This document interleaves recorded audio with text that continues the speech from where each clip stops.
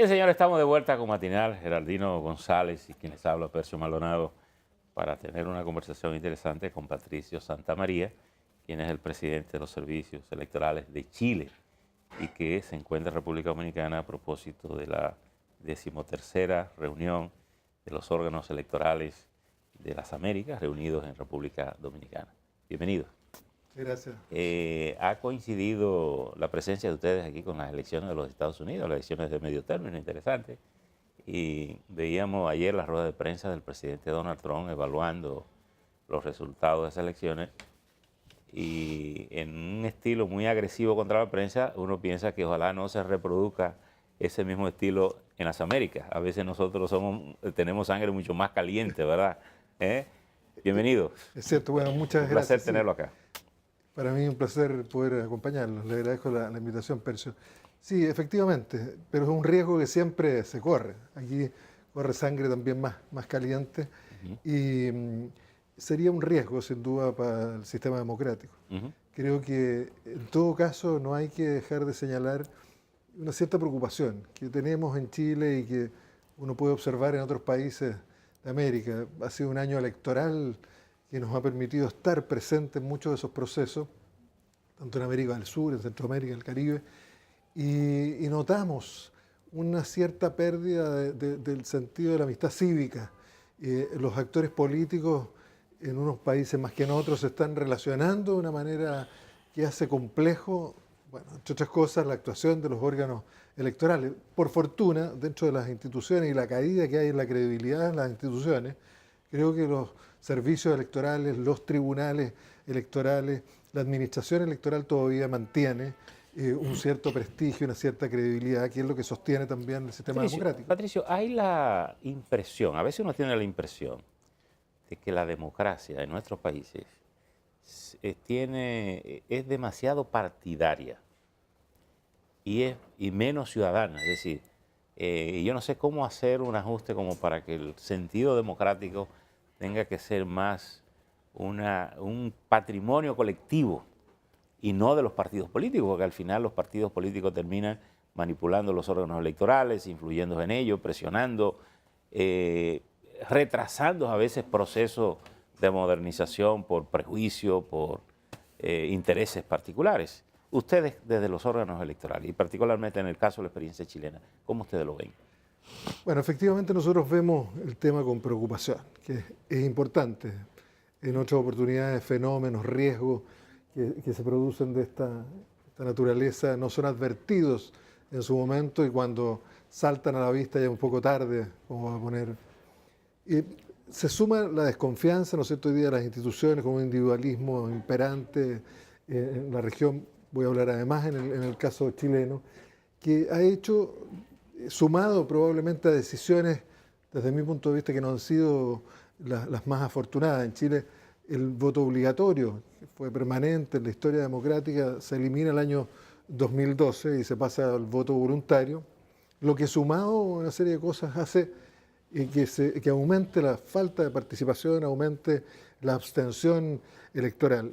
Y efectivamente en ese ambiente la ciudadanía también, no obstante tener por la ley garantizada los independientes los mismos derechos que los afiliados a partidos, uno no nota el interés probablemente, o más bien el desinterés, sumado a una serie de factores que uno podría analizar, que hacen difícil esto de avanzar hacia una democracia más ciudadana. Nosotros sí nos estamos preocupando en el sentido de, primero, trabajar los temas de educación cívica, de formación ciudadana. Eso se perdió. En Chile, por ejemplo, en el año 1997, se elimina dentro de los ramos de la educación secundaria o educación media, la educación cívica.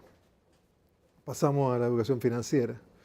Un poco se ha ido orientando en esa línea. Entonces, uno nota generaciones. Hoy día los padres de los jóvenes que están ingresando a la universidad están ingresando a los colegios, no han tenido educación cívica. Se han de alguna manera desarrollado en ambientes muy competitivos, donde hay una competencia descarnada, donde hay disvalores probablemente que son los que tenemos que combatir. Señor Patricio, uno de los debates que se originaron a propósito de la ley de partidos en la República Dominicana es las posiciones de los diferentes partidos, unos para celebrar primarias abiertas y otros primarias cerradas, sobre la base del argumento de que, siendo los partidos políticos, en el caso particular de República Dominicana, instituciones que reciben dinero del Estado a través de la Junta Central Electoral, el sistema de primarias abiertas le da una participación más democrática, más amplia que el caso de las primarias cerradas, en donde el que no es miembro del partido no puede participar. ¿Qué opinión usted tiene de esa situación? A ver, nosotros en Chile se estableció el sistema de primaria y se aplicó por primera vez el año 2013, es bastante nuevo. Yo creo que en esa oportunidad estuvimos invitados por la Junta Central, lo comentábamos con Percio hace un rato, y viendo también la situación de República Dominicana. Tenemos un estudio de la participación, y esto es bien interesante, de los afiliados a los partidos. Nosotros acabamos de liberar en nuestra página del Servicio Electoral de Chile un análisis de cómo se comportan los afiliados. Porque Chile ha tenido 5 años muy interesantes, de muchas reformas, donde parte por establecer un sistema de primarias optativo. Primero es voluntario, a diferencia de Argentina, Uruguay, que son primarias obligatorias. Lo que complejiza para el órgano electoral tener que organizar esta información, porque son los propios partidos los que definen el padrón electoral, las personas que votan. Sin duda, las primarias abiertas, que permiten en Chile, por ejemplo, la utilización del padrón electoral nacional, 14,5 millones de habitantes, o primarias abiertas excluyendo a los militantes o afiliados a otros partidos. Nosotros también administramos esos padrones. Sin duda, ellas son más participativas, convocan más a la ciudadanía, permiten que los ciudadanos que no son afiliados participen. Pero también está la tendencia de los partidos por hacer estas primarias cerradas dentro de su militancia, sus afiliados. Lo interesante es que en el año 2016, precisamente cuando cambia el carácter, la naturaleza jurídica de los partidos y pasa a ser órgano de derecho público, se exige que todos los afiliados se reafilien, se reinscriban en sus partidos. Dos fenómenos. Hubo más afiliados nuevos que militantes o afiliados antiguos, reinscritos. Y cuando vimos, después de la participación en algunas primarias y pudimos analizar la situación con la reserva de identidad del caso, etc., nos damos cuenta que los afiliados antiguos participan más que los afiliados nuevos. Entonces, yo creo que esto da, sin duda, liberamos estos datos hace un mes atrás en una universidad, la Universidad Diego Portales en Chile.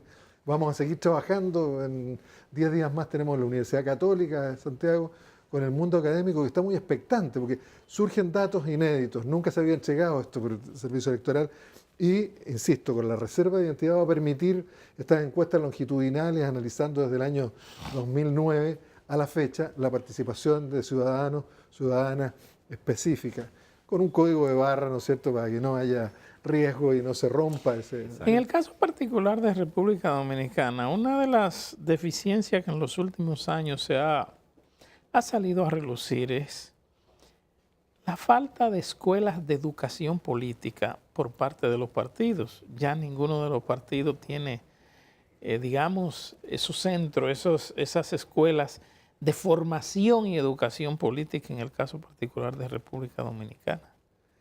Sí, nosotros en Chile también, es un fenómeno, yo diría, en esto bastante regional. ¿Cómo lo hemos intentado solucionar? Ayer me tocó participar en un primer panel que veíamos precisamente la participación de la mujer y la promoción de la participación de la mujer en la actividad política. Lamentablemente, digo, y parto con esta palabra, el tema ha sido por la vía económica. Debiera surgir más bien de los valores democráticos, como en un tiempo sí surgió. Y como uno veía, ¿no es cierto?, me tocó mucho en tareas vinculadas con el servicio público, recorrer el país y ver cómo surgían estas escuelas de formación a nivel sindical, no solamente a nivel político. Hoy día el legislador chileno lo que estableció es, junto con el financiamiento público de los partidos, estableció porcentajes de ese financiamiento para la formación de jóvenes, por ejemplo, para fomentar la participación de la mujer, entregándole al servicio electoral el control, la supervigilancia, y de hecho nosotros lo hemos cumplido férreamente, de sancionar a los partidos que no cumplen precisamente con ese objetivo que estableció la ley en la línea de lo que usted señala. Patricio, ¿ha resultado fácil para Chile hacer la segregación de los electores de los partidos contrarios a los que optan por primarias abiertas? A ver, ahí hubo una situación de mucha discusión. Chile es un país que, por su idiosincrasia, defiende mucho el tema del secreto del voto. Es indispensable. Nosotros hemos pensado, por ejemplo, en la votación de chilenos, chilenas al exterior, que se estableció recién en el año 2016, la posibilidad de utilizar el voto por correspondencia. Pero el solo pensar que, como ocurre en mi caso, a mi padre le llega un sobre de España y él puede votar, entonces se sienta en la mesa de la casa y nos llama a todos y nos dice, a ver, ¿por quién votamos en esta oportunidad? Sí. Eso sería en Chile impensable. Impensable. Claro. En el caso de las primarias cerradas, ¿no es cierto?, se había establecido como mecanismo que era el elector el que se acercaba a la mesa y pedía la cédula del grupo A, ¿no es cierto?, de la primaria del grupo B, de la oposición, del gobierno. En esto yo era muy simpático, porque estudiando un poco la historia, ¿no es cierto?, en Chile a fines del siglo XIX hubo un cambio muy importante, que el elector pedía por quién votar para que anotara el miembro de la mesa en voz baja. Antes tenía que hacerlo a viva voz, todos se enteraban, pero ahí hay un cambio legal donde se podía acercar y soplarle al oído al presidente de la mesa para que fuera marcando. En esa línea nosotros dijimos, preferimos tener un trabajo mayor como servicio electoral. Entonces, ¿qué hacemos?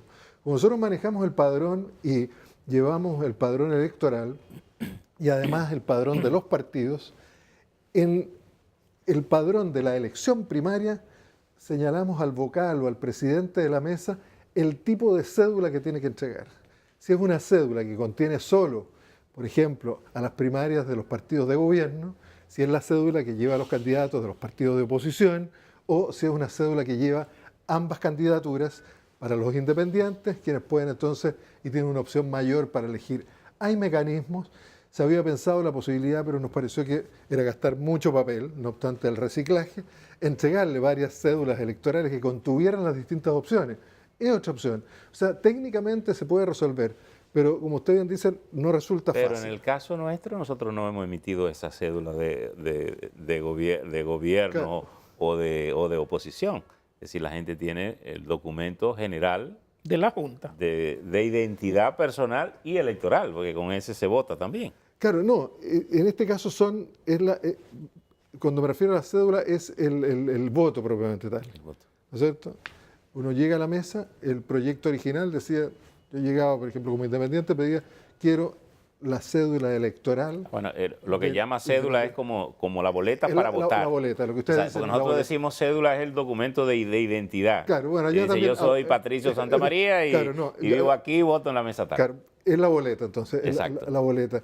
Hay tres boletas distintas. Okay. Una, ¿no es cierto?, dependiendo de los partidos que están agrupados en primaria determinada, y una general para los independientes. El elector pide el tipo de boleta. El elector no tiene nada que pedir gracias al trabajo que nosotros hacemos antes, porque el elector que se presenta, el presidente de la mesa ya sabe en qué partido milita o si es independiente. Si es independiente, le entrega una boleta donde aparecen todos los candidatos que están en primaria.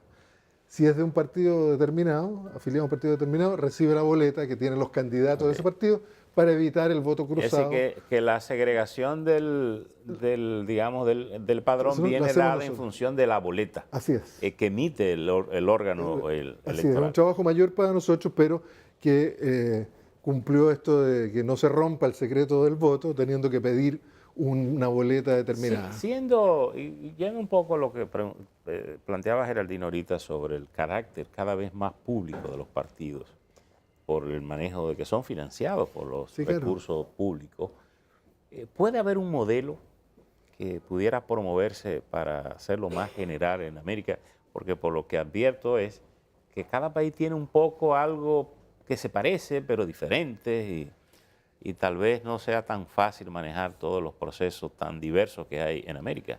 Sí, yo diría que uno de los temas, en esto hay una cierta tendencia regulatoria, cuando uno se inicia, como que Sí, cree pensar o conocer los sistemas que pueden ser mejores o que han funcionado, pero esto está muy vinculado con la idiosincrasia de cada uno de la los cultura de pueblos, la la gente. cultura de las personas. Y es algo interesante a considerar, por ejemplo, en las misiones electorales. Nosotros tenemos dos organizaciones importantes. Surge la primera en Centroamérica y el Caribe, que es el Protocolo Etical, el año 1985, cuando los órganos electorales, no los estados, no los gobiernos, los órganos electorales deciden organizarse para apoyarse en el proceso de democratización.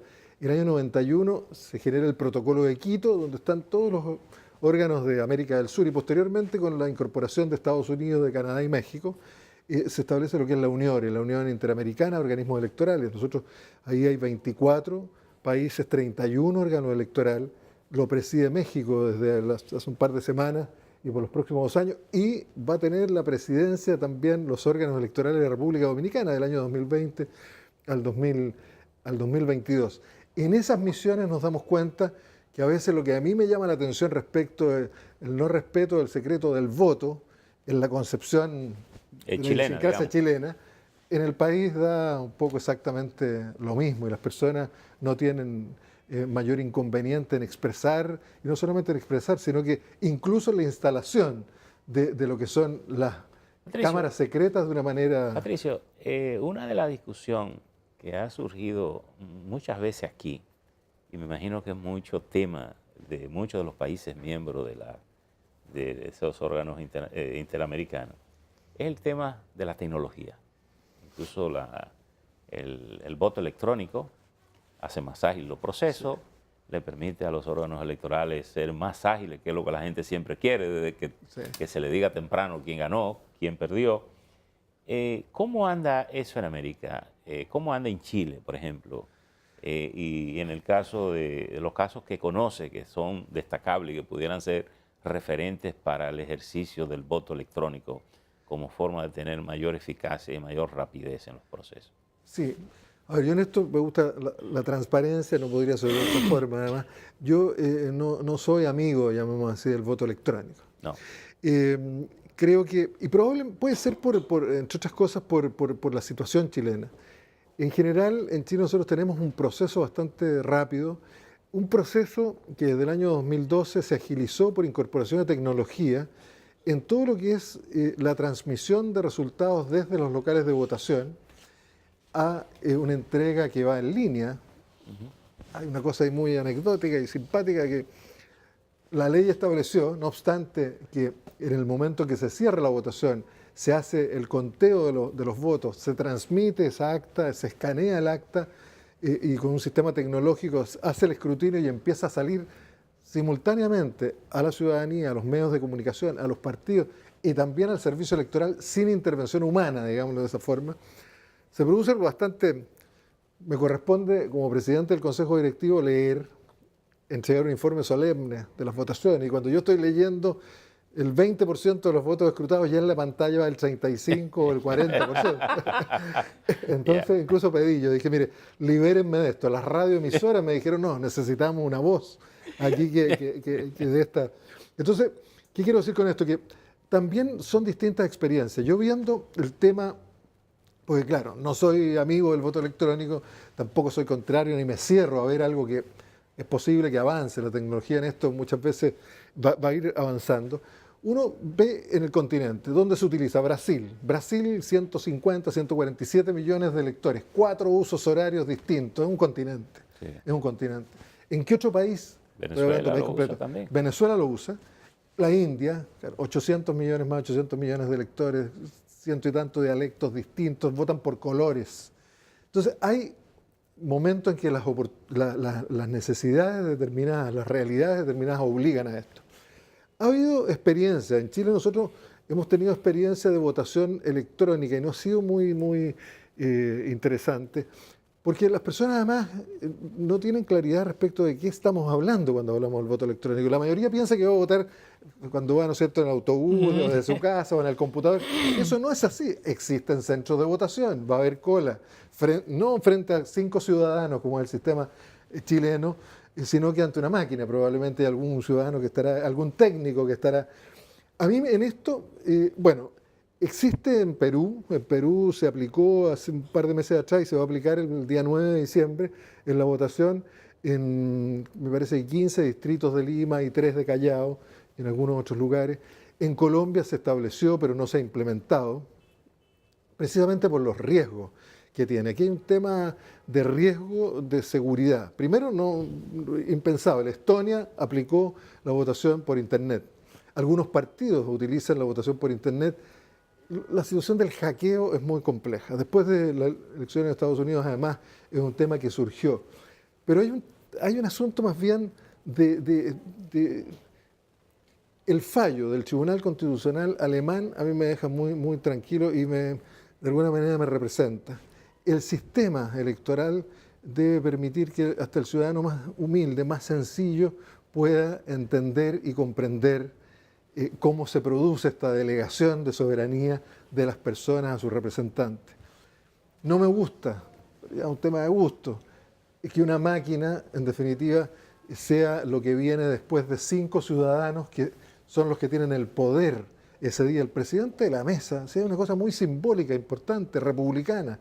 Es un ciudadano cualquiera que es sorteado, que tiene en Chile, por ejemplo, y en varios de nuestros países, la facultad de ordenar a las Fuerzas Armadas, a las fuerzas de orden, mantener el orden en torno a la mesa, recibir el encargo de otro ciudadano como él, de tal manera que creo que es un sistema que es probable que la tecnología deje atrás, pero va a ser una pérdida de la humanidad, de esas relaciones que hoy día también nos llevan a situaciones de crispación, a no entendernos, a haber perdido la amistad cívica. Creo que cada decisión que uno toma no es solamente en base a tecnología o quedarse en el pasado, como dicen algunos, sino que también tiene un efecto para las generaciones que vienen y cómo nos organizamos como sociedad. ¿Qué tan generalizada es la idea de la derrota en América? Por ejemplo, aquí difícil que usted convenza a alguien de que perdió y que se quede tranquilo. Sí. En sentido general, ¿qué se recoge en América? No, yo diría que en general existe, a ver, partiendo de Chile, en Chile es una cosa bien particular, porque 15, 20 minutos después de entregados los resultados que son preliminares, que esto que yo le contaba que me corresponde leer a mí, y va bastante más rápido, ahí el candidato perdedor cruza la Alameda, decimos, habitualmente está en hoteles y felicita. Yo vi algunos casos con la Bachelet. Eso es un caso muy especial. Sí, Porque eso es un caso muy especial. Incluso en elecciones que han estado muy ajustadas. Yo estuve en Perú en porque una ocasión. hasta lo vimos incluso con Donald Trump cuando dijo que no aceptaba que perdía. Bueno, claro. Y lo dijo Bolsonaro ahora en Brasil, que tampoco aceptaba que perdía. Solamente aceptaba el resultado que lo dieron por ganador. Sí. Pero yo estuve en Perú como observador electoral cuando Keiko y Ollanta Humala. Y Keiko perdió por menos de 1 punto. Y esa misma noche ella reconoció el proceso. Y dijo, bueno, allá estaríamos dándonos sillazos y tiros y reclamando, impugnando. Yo diría que la experiencia, un poco en América del Sur, y creo que ojalá eso vaya en avance, no en retroceso, es en la línea de aceptar los resultados. Depende también, obviamente, de la confianza con los órganos electorales. Ustedes en los órganos electorales reunidos, que me imagino que comparten noticias, preocupaciones, ¿cuáles son los temas más importantes que tienen ustedes en agenda para nuestros países en materias electorales? A ver, yo diría que uno de los temas, hoy día hay un tema probablemente que subyace, pero de alguna manera lo hemos estado conversando, lo hemos estado planteando y creo que es una preocupación general. Hoy día es fundamental establecer una diferencia en lo que son organizaciones políticas cumpliendo su rol, que es fundamental en la democracia, los partidos, ciudadanos organizados, movimientos, etcétera, respecto de las razones técnicas que tienen que cumplir, o las tareas más bien técnicas que tienen que cumplir los órganos electorales. Ese es un tema porque a veces se puede confundir. Yo creo que hay que tener claro, en Chile decimos pastelero a tus pasteles, y que eso de alguna manera lo califica. Otro de los puntos que sin duda nos preocupa a todos, esto conversábamos un poco ayer, interrupción de las redes sociales. Las noticias falsas han existido siempre. El tema es que hoy día... Hoy se expande más. Hoy se expande, es muy rápido e instantáneo. Ese es un tema. ¿Cómo vinculamos, ¿no es cierto?, la libertad de expresión? Por un lado, derecho humano, el derecho humano a elegir informado, cómo respetamos lo que es la reserva de la identidad o de algunos elementos, digamos, de la personalidad con lo que es la información.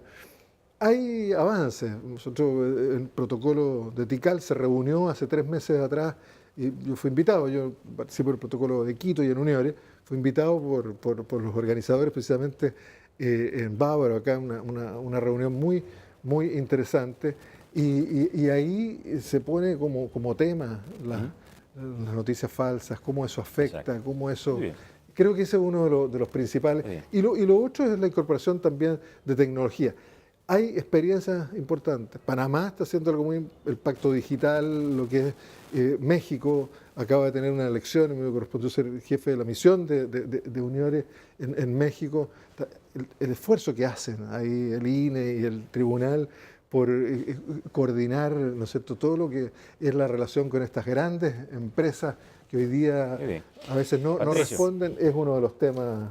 Gracias a Patricio Santamaría por esta conversación, presidente de los Servicios Electorales de Chile, que está en República Dominicana a propósito de la 13ª reunión de órganos electorales de las Américas. Gracias por conversar con nosotros, dejar estas ideas. Muchas gracias. Muchas gracias. A ustedes, señoras y señores, mantengan la sintonía con Telemicro Canal 5.